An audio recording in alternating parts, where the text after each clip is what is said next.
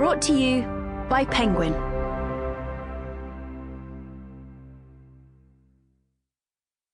A Little Devil in America, in Praise of Black Performance, by Hanif Abdurraqib. Read for you by J.D. Jackson. For Josephine Baker. If you are not a myth, whose reality are you? If you are not a reality, whose myth are you? Sun Ra. Think of our lives and tell us your particularized world. Make up a story.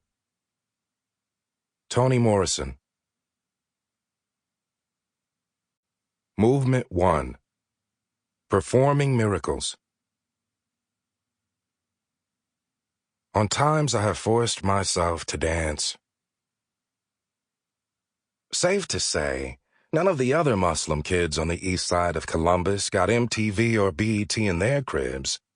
And we do at my crib sometimes, like after Pops got a promotion, or after Grandma moved in and kept a Bible on her nightstand and had to watch the channel where her game shows ran 24/7 and so it is also safe to say that I was the only one in the Islamic Center on Broad Street who got to stay up and watch the shows on MTV that came on after my parents cut out the lights and went up to bed, and it was only me and the warmth of an old television's glow and the DJ spinning CNC Music Factory for people in baggy and colorful get-ups and bouncing on a strobe light-drenched floor.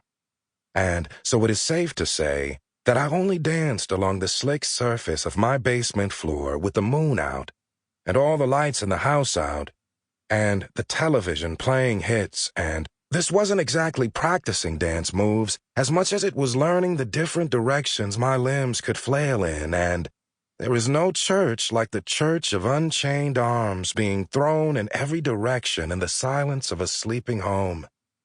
And speaking of church, to be Muslim is to pray in silence sometimes, even though the call to prayer is one of the sweetest songs that can hang in the air.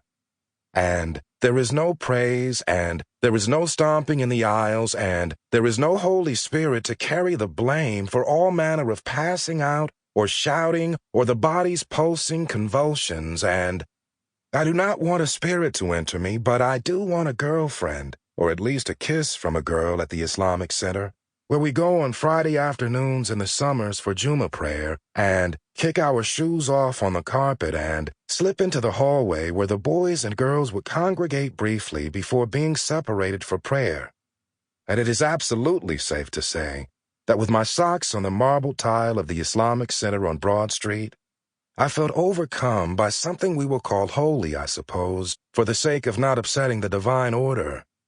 And this was the mid-90s, and so no one was really doing the moonwalk anymore, and even when they did, no one was doing it right, and there was only one Michael, and I am not that nigga, and still with the girls at the Islamic Center standing in line for the water fountain, I thought, now is the time.